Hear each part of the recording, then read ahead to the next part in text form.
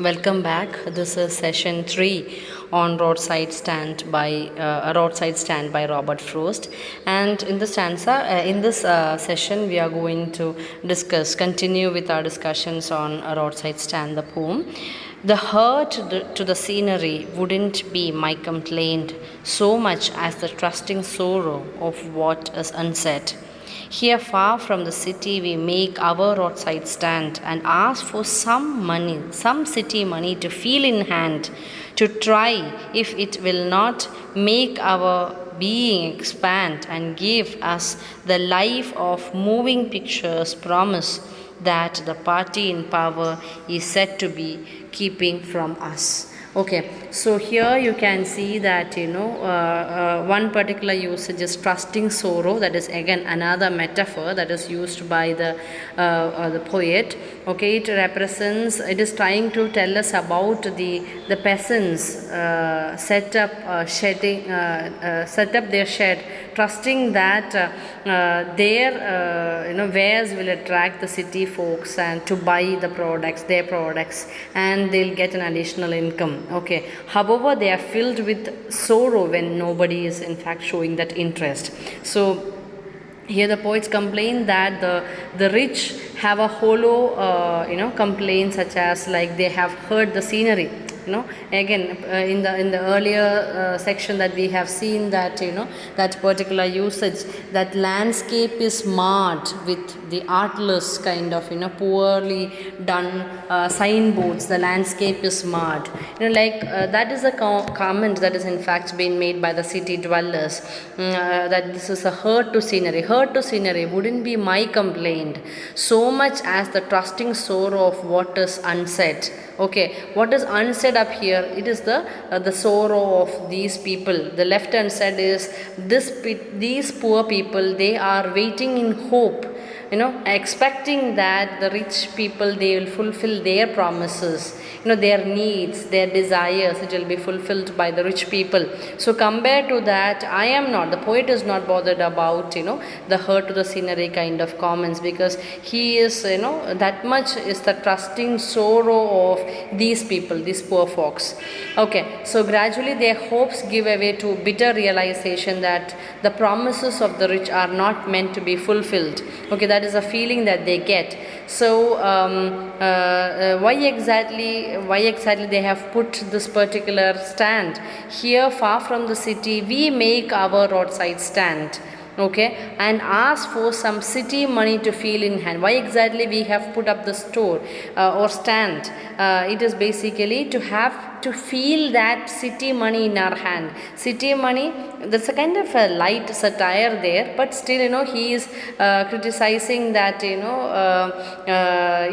city money means that money that is there in the city. Okay, the satire is there when we come towards the end of that particular stanza. And to try if not will not make our being expand. When we get that particular money in our hand, our being is not going to get changed, but and gives us the life of moving pictures promise, and it is not going to give. This money is not going to change our being. It is not going to give us the life that we see in the moving pictures. Okay, and also this is a satire, and also the party in the power, they used to tell us yes, this is what we are going to offer you. Okay, so he criticizes the political party in power for preventing the peasants from enjoying the lifestyle as that of the city dwellers. So he stresses that, the poet stresses that the peasants or the farmers, they want the generosity of the rich. They want the promises to be fulfilled in order to have some extra cash to alleviate their sufferings. Okay, and also to enjoy that feeling of that city kind of a feeling in their hand.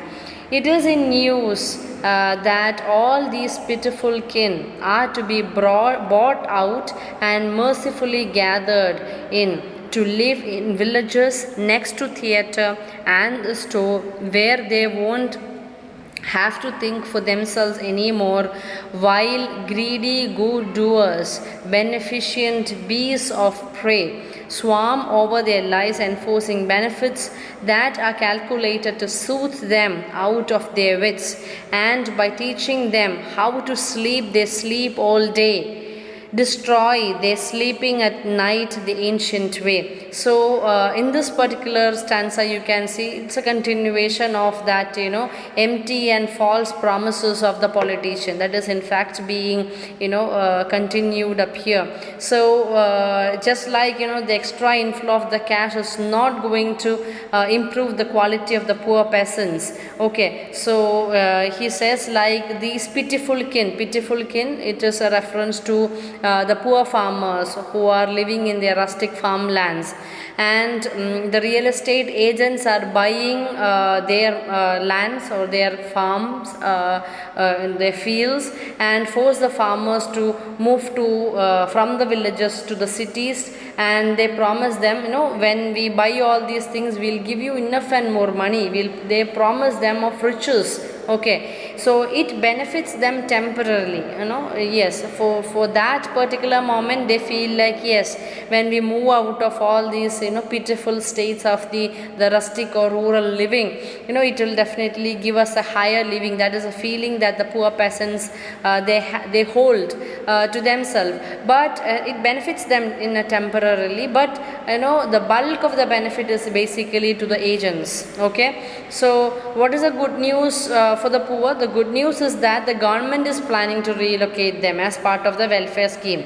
That is in fact the good news to the poor, and they will be placed next to the theaters and stores. So the people who are living in the villages, അവരുടെ മനസ്സിൽ എപ്പോഴുള്ള ചിന്ത എന്താണ്? they are thinking about what they are thinking about that beautiful city life. ഭയങ്കര രസമുള്ളൊരു ജീവിതമാണ് സിറ്റിത്തെ ജീവിതം എന്നുള്ളതാണ് അവരുടെ മനസ്സിൽ അവർ സ്റ്റിക്ക് ഓൺ ചെയ്തുകൊണ്ടിരിക്കുന്ന ആ ഒരു സത്യം എന്ന് പറയുന്നതാണ്. അതിൽ മാത്രമാണ് അവരുടെ മനസ്സിൽ. അപ്പോൾ അവരോട് പറയുകയാണ്, ഈ സിറ്റിത്തെ ഈ ക്രൂക്കറായിട്ടുള്ള പൊളിറ്റീഷ്യൻസ് പറയുകയാണ്, നിങ്ങൾ ഈ നാട് ഈ ഫാമൊക്കെ വിട്ടിട്ട് നിങ്ങൾ പോരൂ, you sell off your property to us and you just come along with us to the city. അവിടെ വന്നു കഴിഞ്ഞാൽ we will relocate you എവിടെയാണ് near to those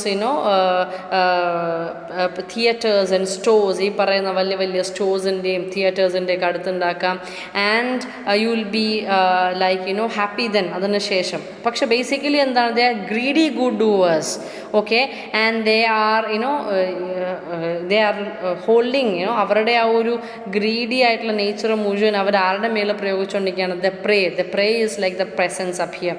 so the cunning and manipulative politicians relocate these peasants next to theatre and stores to make them dependent and unable to think for themselves. So, and also you can see that these greedy good doers are apparent beneficiaries, but good doers are but at the same time they are greedy. Okay, they are apparent at the ഒറ്റ നോട്ടത്തിൽ അവർ benefactors ആണ്, അവർ നമ്മളെ സഹായിക്കുന്നവരാണെന്ന് തോന്നും, but in actuality, in reality they are beasts of prey, exploit the innocent village folk by giving them a short sense of security. So who are these people? You can say that they are the civic authorities, the real estate agents who make the poor complacent and lull them into that false sense of security. So all these people are in fact they are driving the sleep away from the poor peasants. Okay, the brokers, the real estate agents, they give false promises or false benefits to the farmers and take them out of their sleep. Now the farmers they are sleeping all the day, and angana cheythu they are becoming towards the end it's like they lose their sleep. That is what is going to happen in the future. So destroying the sleep, they are sleeping at night the ancient way. So that is what is going to happen in the future. So that's it, and we'll continue in the next lecture.